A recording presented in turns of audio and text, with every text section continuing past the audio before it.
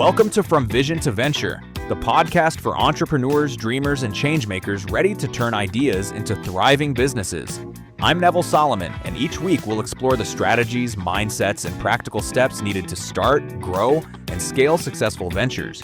Because every great business starts with a vision, and your journey starts right here. So, in 2014, Amazon, which is arguably one of the most, data-obsessed and customer-centric companies in human history, basically lit $170 million on fire. Yeah, an absolute bonfire of capital. Right, and they did it by building this flawless, just incredibly advanced product that absolutely nobody wanted. Nobody. It's wild. But, today we're really looking at the exact psychological trap that caught Jeff Bezos and, honestly, thousands of other founders. Exactly. And more importantly, we're going to break down the framework that you, our listener, need to internalize to make sure this trap never catches you. Because it really is the ultimate blind spot. I mean, you can have infinite capital, right? You can have a genius team of engineers or a marketing budget that rivals like the GDP of a small island nation. Oh, totally. You can have a prototype that looks like it fell out of a time machine, but if the market looks at it and just shrugs, the business dies. It's a harsh reality, uncompromising, really. Yeah. And navigating that reality is the entire mission of today's deep dive. Yeah, it's a fun one today. It is. We are unpacking a highly strategic and honestly kind of terrifying deep dive into the source material from the From Vision to Venture podcast. Which is such a great show, by the way. Oh, it's fantastic. The entire premise of their material is helping entrepreneurs build businesses that are ready to survive their actual collision with the real world. Making sure they are ready to launch, ready to grow, and ready to attract investment. And their definition of ready is ruthlessly pragmatic. They aren't dealing in inspirational quotes or wishful thinking here. Definitely not no fluff. Right. They're deconstructing the actual mechanics of survival. And just to set the stage for how they approach this, I've actually updated my virtual backdrop here for us. I see it. It looks like a massive architectural blueprint, but it's constantly shifting around. Exactly. The walls are moving, the foundations are adapting. It's meant to be the visual representation of a startup business model before it hits the market. That makes sense. It's not just a static document. No, it is a living, highly vulnerable hypothesis. And the central theme of the From Vision to Venture material we're analyzing today is this concept of problem-solution fit. Which is such a massive topic. Okay, let's unpack this. We are basically going to tear down the incredibly stubborn misconception that brilliant ideas equal success. Yes, we're going to prove that validated problems, not the ideas, not the cool features, not the patents, are the actual currency of entrepreneurship. So let's jump straight into what the source material calls the great idea fallacy. Because this is the core delusion that plagues almost everyone who has ever even thought about starting a business. Oh, 100%. It's this heavily romanticized belief that if you just have a eureka moment, if you just dream up something incredibly novel, the market is just going to naturally reward you for it. Well, and we are culturally conditioned to believe this. I mean, we completely idolize the myth of the lone genius coding in a garage or sketching some billion-dollar idea on a napkin in a diner. We really do fetishize the light bulb moment, don't we? We do. The media loves a narrative about a visionary who, saw the future. But if you actually look at the historical data, it tells a completely different, much darker story. Yeah, it's pretty grim. The graveyard of innovation is just packed to the gates with brilliant, functional, beautifully designed products that failed. And they failed because they were solving a problem no one actually had. And the Segway personal transporter is the ultimate artifact from that graveyard. Oh, the Segway. It's a classic example. From Vision to Venture Source uses it as their primary case study. And for really good reason. For anyone who doesn't remember the climate of 2001, the hype leading up to the Segway launch was unprecedented. Unbelievable hype. It was codenamed Ginger or IT. You had people like Steve Jobs and John Doerr hyping it up to the moon. Right. The leaked quotes from Silicon Valley elites at the time were just staggering. There were serious, well-funded predictions that major cities were going to completely redesign their architectural layout. Wait, really? Redesigning cities? Yes. They thought cities would rebuild pedestrian infrastructure specifically to accommodate this device. They genuinely thought the automobile was about to be rendered obsolete for urban transit. So the expectation was that human beings were fundamentally going to change how they move through physical space. Exactly. And then they finally unveiled it. And it was A stick with two wheels that you stand on. Yeah, a very expensive stick with two wheels. Right. Now, don't get me wrong. The self-balancing gyroscopic technology was an absolute marvel of modern engineering at the time. Dean Kamen, the inventor, is brilliant. A total genius. But let's look at what actually happened when it hit the pavement. Well, the consumer looked at this technological marvel and immediately ran a subconscious cost-benefit analysis. The source points out that innovation in a vacuum is commercially worthless. Meaning what exactly? Meaning the consumer compared the Segway to their existing alternatives and found it severely lacking. I think about it like this. It's like inventing a state-of-the-art, titanium-reinforced, multi-million-dollar lock for a front door. Okay, I like where this is going. But the thieves can just walk around the house and climb through an open window. The lock is magnificent. The engineering is flawless. But it doesn't actually solve the vulnerability. That is a much sharper way to frame it, actually. The Segway was a magnificent solution to a problem that was already adequately solved by other things. And what were those alternatives? Walking, cycling, driving a car. Right. Let's break down the friction of the Segway compared to those. If I'm walking, well, it's free. Yep, $0. If I'm on a bicycle, I'm getting exercise and I'm moving relatively fast. And if I'm in a car, I'm protected from the rain and I can carry my groceries. But the Segway, it required you to stand rigidly upright so you weren't resting at all. Which sounds exhausting, honestly. It was. You were fully exposed to the elements, making it totally useless in the rain or snow. It was incredibly heavy, upwards of 100 pounds. About 100 pounds. Yeah, which meant you couldn't easily carry it up the stairs to your apartment or toss it onto the subway. And it cost around $5,000. $5,000. So the consumer's standing there asking, does this heavy, weather-exposed machine solve my daily commute problem significantly better than my own 2 feet or my $200 bicycle? And the market answered with a resounding, deafening no. The key lesson extracted from vision to venture material here is that you're rarely competing against other startups. Right. Your most formidable, ruthless competitor is the status quo. The status quo. Exactly. The status quo has immense momentum. It has established habits and zero switching costs.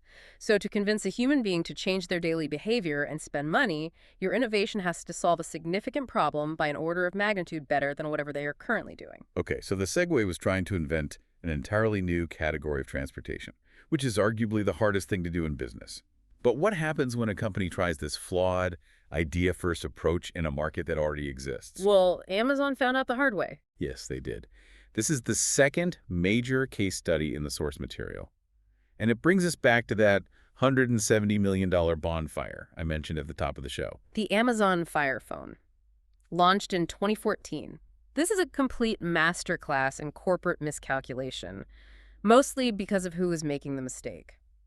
We are talking about Amazon here, Oh. a company that literally built its entire empire on ruthless data analysis and obsessive customer centricity. Right, they had all the data in the world. And they decide to enter the smartphone market, which is already dominated by Apple and Samsung.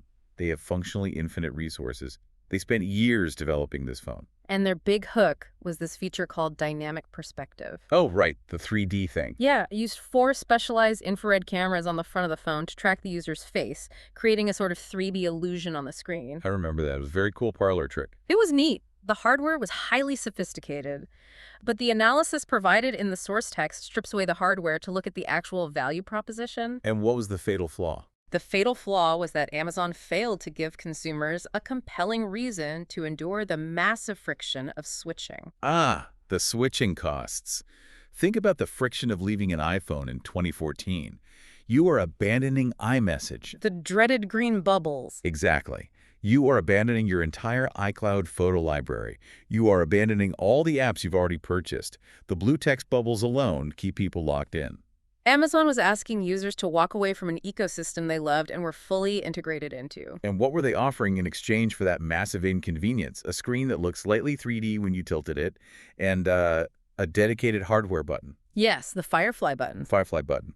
It used the camera to scan real-world items so you could immediately buy them on Amazon. And that button right there is the smoking gun of the whole disaster. Yeah. Because you have to ask, who does that button actually serve? Well, it serves Jeff Bezos, doesn't it? Exactly. It serves Amazon's retail division. It solves Amazon's problem of how to reduce friction in mobile commerce and drive more impulsive purchases. But it absolutely does not solve a burning pain point for the actual person holding the phone. Not at all. Nobody was sitting at home in 2014 thinking, my life is a mess because it takes me 30 seconds too long to order paper towels on my phone. Right.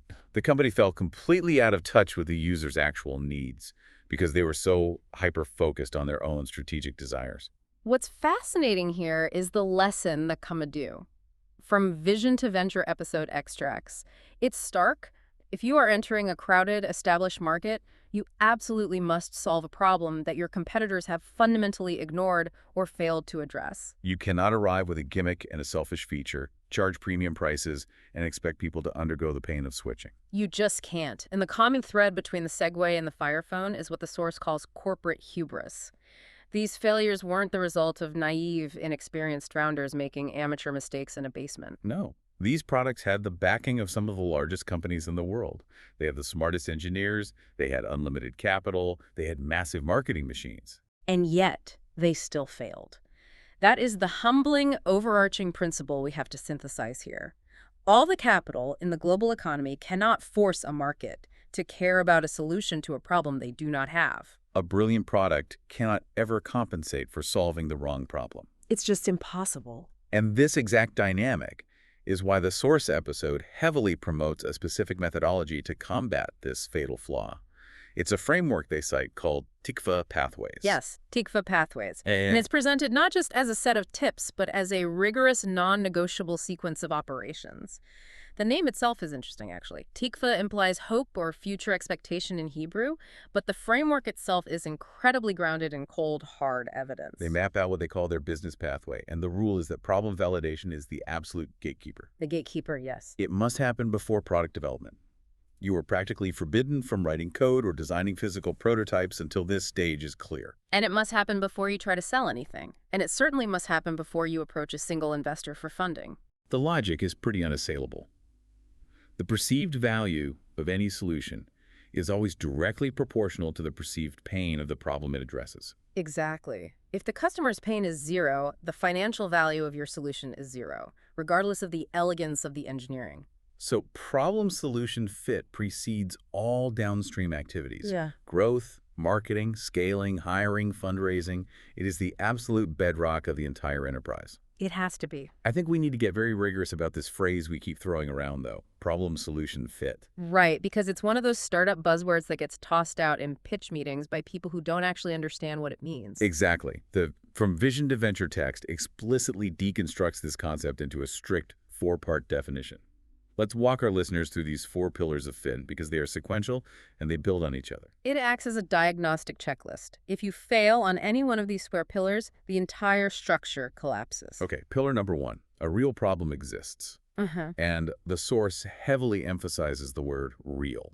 It cannot be an imagined problem. No, it has to exist in the wild, independently of your desire to build a company. You see this often with technical founders, actually. How so? Well, they discover a cool new technology, say a specific application of blockchain or a new machine learning algorithm, and then they go hunting for a problem to apply it to. Ah, a solution in search of a problem. Exactly. They end up inventing a highly convoluted theoretical problem just to justify using the tech. That violates pillar 1. The friction must exist organically. Okay, assuming the problem actually exists in the real world, we hit pillar number 2. Customers recognize they have that problem. This is all about self-awareness. Because an objective problem is useless if the market is oblivious to it. If the customer doesn't know the problem exists, or if they fundamentally refuse to acknowledge it, you don't have a business. You have a public awareness campaign. And educating a market from scratch is notoriously the most expensive thing a startup can attempt. So they have to know they have the problem. Which leads us to pillar number 3. And this is where I want to pause and challenge the framework a bit. Oh, okay, let's hear it. Pillar 3 is, the problem is painful enough that they actively want a solution. This is the critical threshold. Right, but let's really pull this apart for the listener, because there is a massive gaping chasm between recognizing a problem and finding it painful enough to pull out a credit card. That is very true. Let's use a behavioral metaphor. Let's say I'm walking down a flat, even sidewalk on a beautiful sunny afternoon. I look down and I recognize that my shoelace is untied. Okay. The problem is real, right? Yeah. That's pillar 1. I recognize I have it. Pillar 2. But am I going to stop my conversation, put down the coffee I'm carrying, and bend over to tie it right then and there. Probably not. No. Yeah. I'll just adjust my gait slightly and shuffle along. It's an annoyance. I adapt to it. I'm not actively desperate for a solution. And the adaptation is the killer there. Humans are incredibly resilient. We get used to terrible software interfaces. We get used to inefficient workflows. We build little mental calluses to deal with the friction. Exactly. We just live with the untied shoelace. But let's change the environment. If I am standing at the starting line of a marathon, or if I am holding a heavy television set and I'm about to walk down a steep flight of concrete stairs. Oh, then it's a completely different story. Exactly. That exact same untied shoelace transforms instantly from a mild annoyance into an acute, immediate physical danger. I absolutely will stop. I must tie it. The pain, or the threat of pain, has crossed the threshold that forces action. The untied shoelace on the stairs, that perfectly encapsulates the mandate of Pillar 3.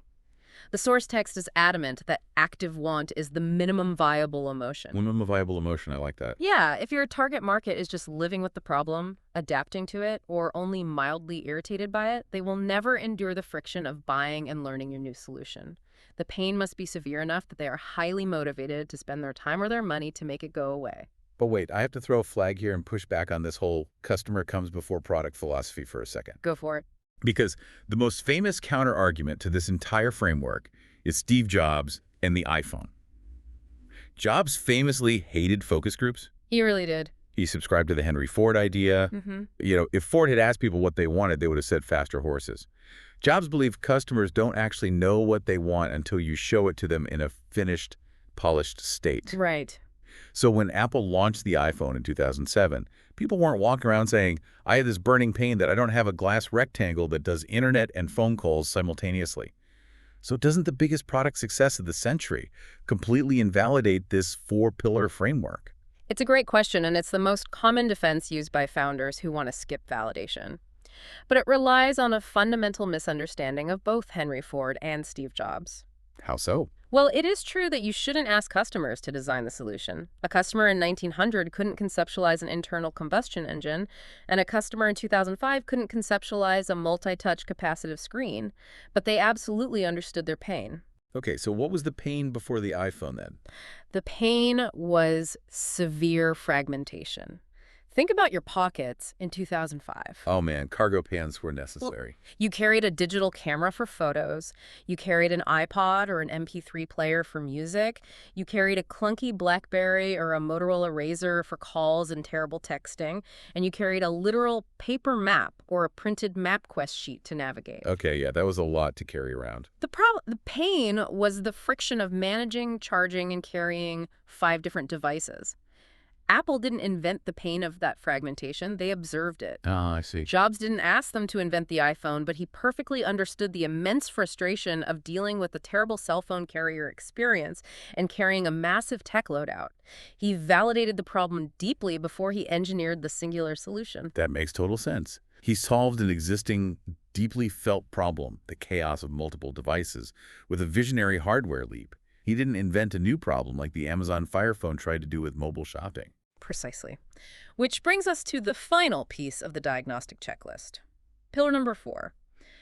Your proposed solution addresses that problem effectively. And the sequencing there is everything. The solution is dead last. Dead last. The first 3 pillars are 100% focused on the customer's psychology, their environment, and their pain threshold. The 4th pillar is the only one that actually involves your product. But human nature, and particularly founder nature, just hates that sequence, which leads to what the text identifies as the most predictable, catastrophic pitfall in the entire startup journey: the reversal trap. The reversal trap. It's a psychological epidemic. Entrepreneurs universally want to reverse the natural order of those 4 pillars. They start at pillar 4. They do. They fall in love with their own cleverness. They get an idea, they immediately write the code, they manufacture the prototype, they spend weeks agonizing over the color palette of the logo, they set up the LLC. All the fun stuff. Right, the fun stuff.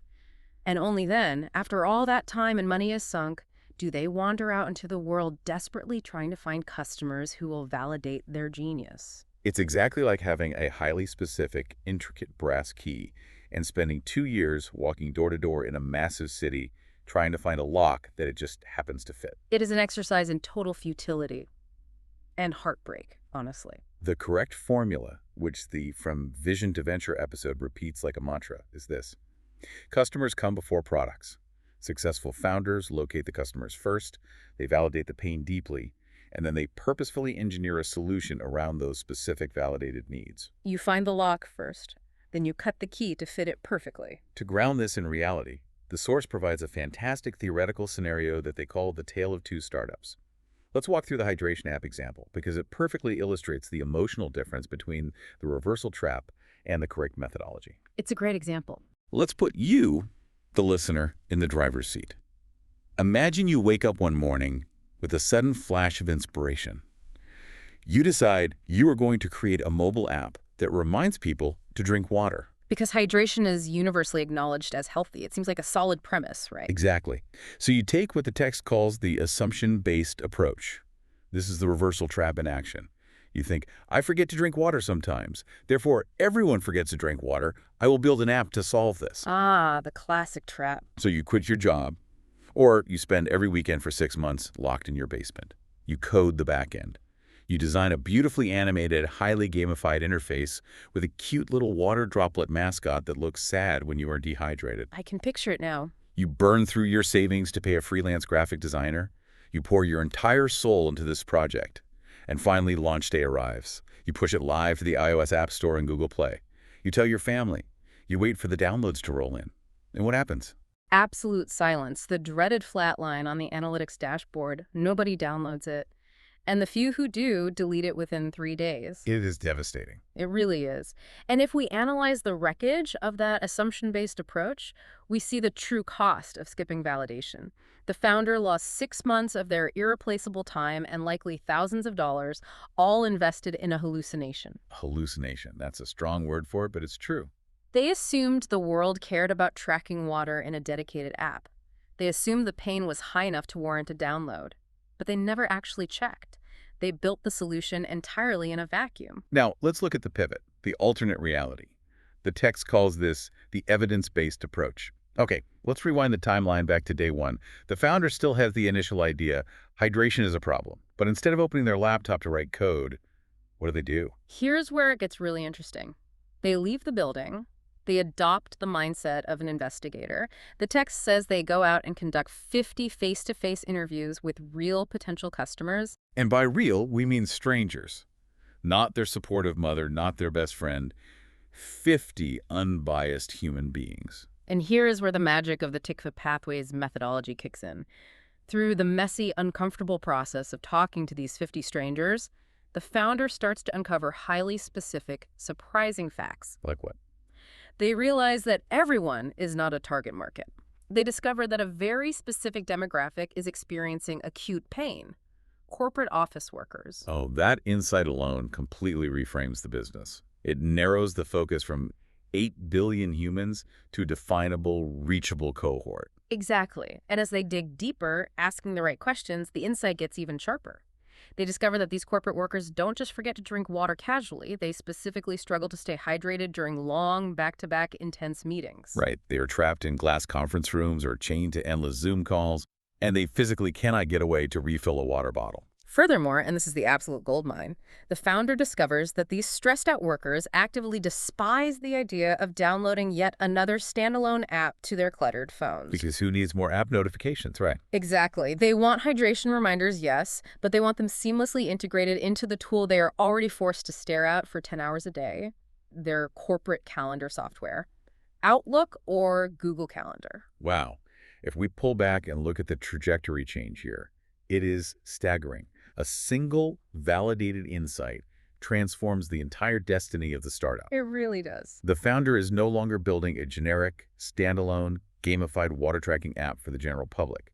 They are now building a specialized, lightweight calendar integration plugin specifically designed for busy corporate professionals. It's an entirely different product. The code is different. The marketing is different. The pricing model is different. And most importantly, the new direction is based on empirical reality, not a founder's hallucination. They are now solving a highly specific, validated problem. The friction of staying hydrated while trapped in corporate meetings, rather than just guessing at a broad human need. That is the textbook definition of problem solution fit in action. The market literally handed them the blueprint for the solution simply because the founder had the humility to ask about the problem first. And notice how the calendar integration idea was nowhere in the founder's original brainstorming session. No, it wasn't. Because you cannot brainstorm your way to market truth. You have to extract it from the people experiencing the pain. Which brings up a massive point of friction for anyone listening to this. I can hear the objection forming right now in our listener's head. Let's hear it. Okay, sure, conducting 50 in-depth interviews sounds great in theory. Doing market research, finding these insights, doesn't that cost an absolute fortune? Do I need to hire a McKinsey consulting team? Do I need to run expensive focus groups behind two-way mirrors? I don't have venture capital funding yet. Oh yeah, it is the most common excuse founders use to avoid validation. They convince themselves that market research is a luxury reserved for massive corporations. They associate it with expensive data analytics and paid survey panels. But the From Vision to Venture material explicitly detonates that excuse. The text delivers a fantastic, highly quotable rule. Validation does not require a large budget, it requires curiosity. Curiosity over capital. I absolutely love that phrasing. It democratizes the entire startup process. You don't need $1 million to walk into a coffee shop and politely ask someone about their day. You don't need venture capital to ask intelligent questions. So let's open up the validation toolkit that the episode lays out. If curiosity is the fuel, what are the actual tactical mechanics of doing this? We need to spend some serious time here because this is where startups are won or lost. Well, the tactical steps laid out in the framework are deceptively simple to describe, but incredibly difficult to execute correctly because they require you to fight your own human nature. Okay, what's the first step? The first mandate is that you must speak to potential customers directly, face-to-face, or at the very least, over a live video call. So sending out a Google form to a Reddit forum doesn't count. Absolutely not. Anonymous surveys are largely useless at this stage. You cannot read microexpressions on a survey. You cannot hear the hesitation or the frustration in someone's voice. That makes sense. And crucially, you cannot ask dynamic follow-up questions based on a surprising answer. Surveys confirm things you already know. Conversations reveal things you didn't know you didn't know. The second mandate in the toolkit is even more intense. You must physically observe how they currently attempt to solve the problem. Because observation is where the truth lives. People are terrible at accurately reporting their own behavior. If you ask someone if they eat healthy, they will say yes while holding a donut. You have to watch them. Give me a business example of that. Let's say you are building software to help small business owners manage their tax receipts. If you just interview them in a coffee shop, they might say, yeah, keeping track of receipts is kind of annoying. But if you follow them back to their office and say, show me how you do it right now, and they pull out a literal cardboard shoebox overflowing with crumpled, faded thermal paper receipts, and you see the look of dread on their face as they dig through it. Oh, wow. Yeah, that paints a picture. Right. You have just observed the pain. You have seen the untied shoelace on the stairs. The physical evidence proves the severity of the problem. That makes perfect sense. Seeing the shoebox is the validation. But let's go back to the interview portion, because the text outlines two absolute, non-negotiable rules for talking to these people. Yes, very important rules. Rule 1, ask purely open-ended questions. Rule 2, avoid pitching your product at all costs. Now, why is pitching forbidden? Isn't the whole point to see if they like your idea? This is the hardest discipline for a founder to learn. The absolute second you pitch your product, you fatally contaminate the data. You ruin the interview. Wait, how? Because you shift the social dynamics of the conversation. Before you pitch, the conversation is about their life, their struggles, and their workflow. Right. But the moment you say, I'm building an app that does X, what do you think? Okay. You have turned the conversation into a referendum on your cleverness, your ego, and your baby. And human beings are socially conditioned to be polite. They do not want to look you in the eye and tell you that your baby is ugly. So to avoid that, the From Vision to Venture episode gives us 4 highly specific questions to ask. I want to break these down deeply because the psychology behind the phrasing is brilliant. Let's do a role play to really illustrate this for you, the listener. Alrighty, let's do it. I'll be the interviewer. I'm exploring the hydration space, but I'm going to use the correct open-ended approach. The first prescribed question is, what frustrates you most? Notice how broad that is. Right. I don't walk up to an office worker and say, does it frustrate you when you forget to drink water? That's leading. I say, when it comes to maintaining your energy and health during a long workday, what frustrates you most? Let's analyze why that works. It forces the subject to prioritize their own pain points organically. If you ask that broad question and they complain about back pain from their chair, eye strain from the monitor, and terrible coffee in the break room, but they never once mention hydration. I have just learned something incredibly valuable. Exactly. I've learned that hydration isn't actually a top-tier problem for them. It's not on the stairs yet. Right. If you have to prompt them to complain about the problem, the pain isn't acute enough to build a business around. But if they say, honestly, I'm stuck in meetings all day, I get massive dehydration headaches by 3 p.m., and I feel terrible, now you have a hit. Which leads to the second question. How do you currently solve it? This is the ultimate litmus test for Pillar 3. Is the problem painful enough that they actively want a solution? So if I ask, how do you currently solve the dehydration headaches? And they just shrug and say, I don't know, I just pop an aspirin when I get home and deal with it. Then the interview is over. You do not have a viable market. They are living with the untied shoelace. Right. But contrast that with the alternative. What if they answer that question by saying, it's a nightmare. I currently set 5 different recurring alarms on my phone. I keep a complex tracking spreadsheet open on my second monitor. And I bought this ridiculously expensive $80 smart water bottle that flashes lights at me, but it keeps disconnecting from Bluetooth. Bingo. The more convoluted, expensive, and frustrating their current workaround is, the bigger your opportunity is. So true. That convoluted workaround is proof of life for your business. It proves they are already actively expending time, energy, and capital attempting to fix the problem. You just have to offer them a smoother, better way to do what they're already trying to do. Okay, the third question from the text. What does it cost you in time or money? This moves the conversation from emotional frustration to quantitative economics. You are trying to establish the baseline value of your future solution. Okay, unpack that. Well, if their current terrible workaround takes them 3 hours a week of administrative time, and you know their time is worth $50 an hour, the problem is costing them $150 a week. So if my software can eliminate that 3 hours of work, I now have a solid mathematical foundation for how much I can charge for my product. I'm not guessing at pricing. I'm anchoring it to their existing costs. Exactly. You are pricing based on value, not assumptions. And the final, ultimate question in the toolkit. If a better solution existed, would you pay for it? This is a direct, unavoidable check on commercial viability. It transitions the interaction from a therapeutic complaining session into a transactional reality check. Yes, it gets real very fast. Wait, didn't you just say earlier that people are polite and they lie? Yeah. If I ask, would you pay for it, aren't they just going to say yes to be nice? That is the danger, which brings us perfectly into the psychological defense mechanisms we need to talk about. The text warns heavily about false positives. If they say, yes, I'd pay for it, you can't just take that at face value. You have to immediately escalate. Escalate how? You say, great, it will cost $20 a month. Can I get a deposit right now to put you on the priority wait list? Oh, wow. That is bold. That separates the real pain from the polite chatter instantly. The moment you ask for actual currency, whether it's a credit card deposit, a signed letter of intent, or even just asking them to introduce you to their boss to authorize a pilot program, the social politeness evaporates. If they backpedal, if they suddenly say, well, let me wait and see what it looks like when it's finished, the pain was an illusion. So throughout these 50 interviews, using these specific open questions, the source says the primary objective is hunting for patterns. Patterns are the absolute holy grail of validation. The text makes this very clear.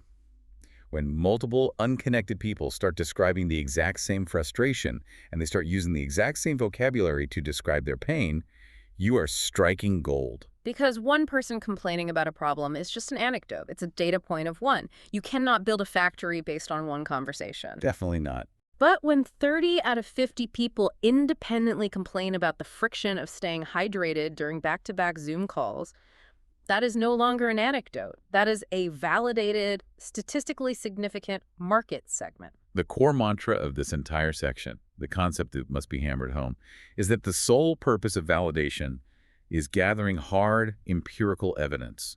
You are replacing assumptions with data. Right, because evidence is the only known substance in the universe that actually reduces the existential risk of starting a new company. It is the scientific method aggressively applied to commerce. You have a hypothesis, corporate workers are dehydrated. You design an experiment, the 50 open-ended interviews. You collect the data without contaminating it, and then you draw a conclusion based solely on the evidence. But, the scientific method requires a completely objective, rational scientist. And founders are notoriously emotional, irrational creatures when it comes to their ideas. So true. Which leads us into the darkest part of the From Vision to Venture episode. We need to spend some serious time unpacking the predictable pitfalls and common founder mistakes. These are the psychological traps that cause brilliant people to fail, even when they know the rules. And the first trap the text identifies is the arrogance of the echo chamber. The echo chamber. That sounds dangerous. It is a very specific, very dangerous kind of cognitive bias. It's a combination of the false consensus effect and sheer hubris. A founder experiences a problem in their own life, they relate to it deeply, and their brain automatically assumes that everyone else on the planet must think, feel, and behave exactly the way they do. I want a gamified water tracking app, therefore, a billion other people must be desperate for a gamified water tracking app. Exactly. They extrapolate their own individual preference onto the entire global economy. And because they believe they already intuitively understand the customer, they skip the 50 interviews entirely. Why ask questions when you already know the answers? It's intellectual laziness, disguised as visionary confidence. And even when founders do summon the discipline to go out and talk to people, they frequently sabotage the entire process with the second major trap: leading questions. Oh, this is so common. Let's do another role play for you guys. Let's show what a terrible, contaminated interview looks like. I'll be the founder suffering from cognitive dissonance. I've already spent 3 months coding my hydration app, and I'm looking for validation. I sit down with you at a coffee shop. Ready? Hey, thanks for meeting me. So you think staying healthy and hydrated at work is super important, don't you? Notice the phrasing there. You think it's important, don't you? You have boxed me into a corner. If I say no, I look like a monster who hates health. So I'm socially obligated to say, yes, definitely. Awesome. Yeah, me too. So I'm building this incredible app. It tracks all your water intake, and it has this really cool feature where a little cartoon water drop dances when you drink. Wouldn't it be amazing to have all your hydration data right on your phone in your pocket? Again, the social friction of saying, no, that sounds stupid, is way too high. So I smile and say, oh, wow, yeah, that sounds really neat. I'd totally use that. And scene. As the founder, I walk away from that table feeling euphoric. I just got validated. I go back to my basement and code for another 3 months. But what actually happened there psychologically? What happened is that you conducted a masterclass in self-delusion. Like a corrupt lawyer leading a witness on the stand, you subconsciously designed every question to aggressively force a yes that confirmed your pre-existing beliefs. Ouch. You didn't learn a single new fact about my life, my workflow, or my actual pain points. You just extracted a meaningless social pleasantry to soothe your own anxiety about the thousands of hours you've already sunk into the project. If we peel back the layers of this, it is fundamentally a coping mechanism, isn't it? It absolutely is. Starting a business is terrifying. It is an exercise in managing constant, crushing uncertainty. The human brain hates uncertainty. So instead of facing the harsh, ego-bruising truth from real target customers who might look at your idea and say, I literally do not care about this at all, founders retreat to safety. They seek emotional comfort. They go pitch their mom. Exactly. Or their best friends or their supportive colleagues. And those people love you. They want you to succeed. They absolutely do not want to be the ones to crush your dreams over a cup of coffee. So they provide emotional support and encouragement, but the founder interprets it as market validation. And that confusion is fatal. Which brings us to the most crucial, brutal distinction in the entire episode. Yeah. The absolute difference between compliments and cash. This is the hardest lesson to internalize, but it is the most important concept we will discuss today. The source material delivers this as an uncompromising hard truth. A person politely saying to you, that is a great idea, is absolutely unequivocally not market validation. It is nothing. It feels incredible. It strokes your ego. It gives you a dopamine hit. But commercially, it is entirely meaningless. It is actually worse than meaningless because it is deceptive. A compliment acts as a glowing green light, telling you to accelerate, when in reality, you are speeding toward a cliff edge. The text states it plainly. The only true validation, the only signal that actually matters, is people giving up something of tangible value to get your solution. Cash is the ultimate arbiter of truth. Because words are free. A compliment costs the customer absolutely 0 calories and $0 to deliver. But pulling out a credit card, typing in the numbers, and transferring their hard-earned capital into your bank account, that requires them to genuinely, deeply value what you are building. It proves the pain is real and the solution is adequate. And if the product isn't built yet, if you are still in the interview phase, the text notes you can look for other forms of hard currency. They might not be cash, but they show serious buying intent. Right, things like signing a binding letter of intent, or putting down a $50 deposit to join an exclusive waitlist, or even volunteering their time to run a pilot program with their team. Anything that forces them to have skin in the game. If they refuse to put skin in the game, the interview is just a polite conversation, not validation. Precisely. Okay, so we're heading into the final act of this deep dive, and the From Vision to Venture episode anchors all of this intense methodology with one monumental, legendary, real-world example, the Airbnb masterclass. Airbnb. If the Amazon Fire Phone is the textbook example of how to fail by ignoring the 4 pillars, Airbnb is the holy scripture of how to succeed by obsessively adhering to them. The source recounts the origin story, and it is a perfect illustration of discovering a dual-sided problem. We have to look at the climate in San Francisco in 2007. The founders, Brian Chesky and Joe Gebbia, observed 2 completely distinct groups of people experiencing acute simultaneous pain. Okay, let's look at the first group. First, you had the travelers. There was a massive industrial design conference coming to the city. Every single hotel room was completely sold out, or the few remaining rooms were price gouging at astronomical rates. So you have travelers who desperately want to attend this conference, but they physically have nowhere to sleep that they can afford. That is a massive, validated, acute pain point. They are on the stairs with the untied shoelace. And simultaneously, you have the other side of the equation.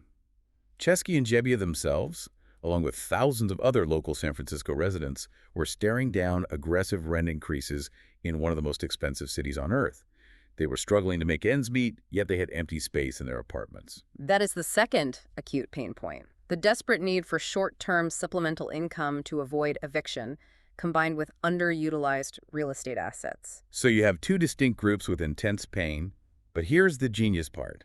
And this is the detail that proves the entire methodology we've been discussing today. How did they validate this? Notice what they did not do. They did not fall into the reversal trap. They did not spend a year raising $10 million in venture capital to hire a team of back-end engineers to build a massive, sophisticated global booking platform with a complex matching algorithm, integrated background checks, and a seamless payment gateway. No. They didn't write a single line of complex code. They didn't build the ultimate solution first. They started entirely with the problem. They needed to test the core hypothesis. Will strangers pay money to sleep on the floor of another stranger's apartment? And will hosts accept the awkwardness for cash? To test that, they created the lowest fidelity prototype imaginable. They literally bought 3 air mattresses. They blew them up and put them on the floor of their own living room. They threw up a brutally basic, ugly website. It wasn't scalable. It was highly manual. It was probably incredibly awkward having strangers in their tiny kitchen. But what was the result? They got 3 paying customers. They generated actual cash. That cash proved that the pain of the travelers, the lack of hotel rooms, was severe enough that they would tolerate sleeping on an air mattress. And it proved to themselves that the financial reward was high enough to justify the friction of hosting. They validated the entire concept with literal air mattresses. It is the physical embodiment of the evidence-based approach. It really is. They proved the problem existed. That's pillars 1 and 2. They proved it was painful enough to force action, pillar 3. And they proved their makeshift, absurdly simple solution effectively addressed it, which is pillar 4. Only after they had that undeniable cash-backed evidence in hand did they start building the sophisticated platform we know today as Airbnb. Which brings everything full circle back to the methodology that the From Vision to Venture episode champions, the Tick the Pathways framework. We can now see exactly why problem validation is the unyielding gatekeeper at the very beginning of their business pathway. Yes. It is not just an academic exercise to appease business school professors. It is a survival mechanism.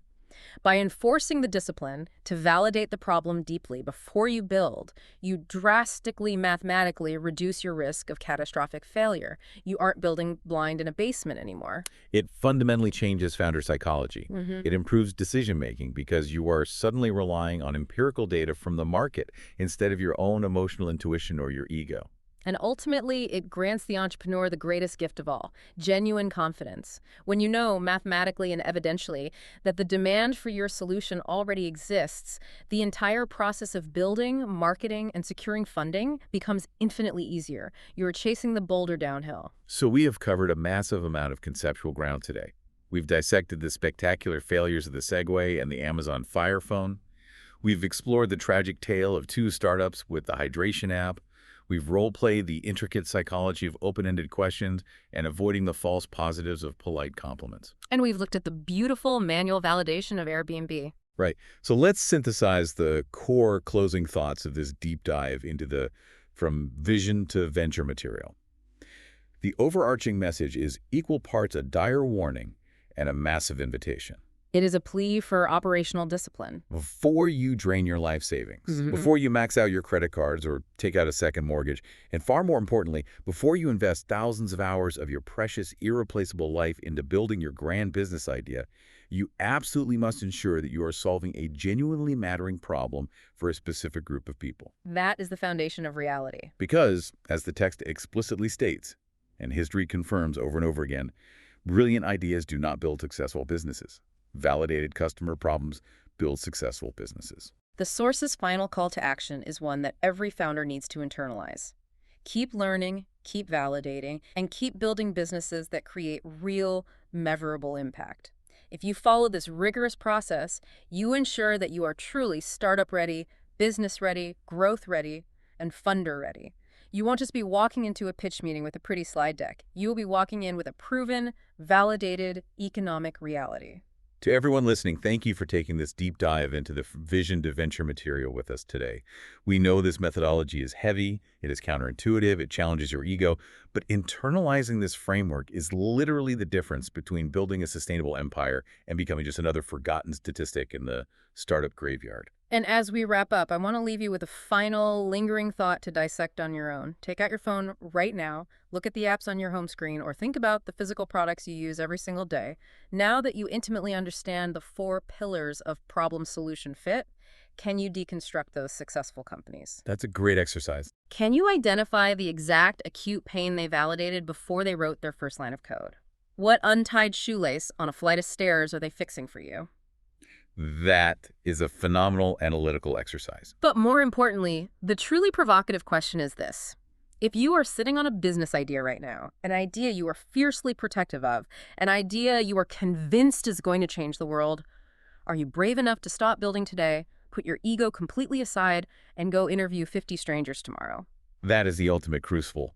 Are you brave enough to find out if your brilliant idea is actually just a complicated key looking for a lock that doesn't exist? Let that question marinate. Thank you all for joining us on this deep dive. Keep asking those hard questions, keep validating the pain, and we will catch you next time. Thank you for joining me on From Vision to Venture. Remember, successful businesses aren't built overnight.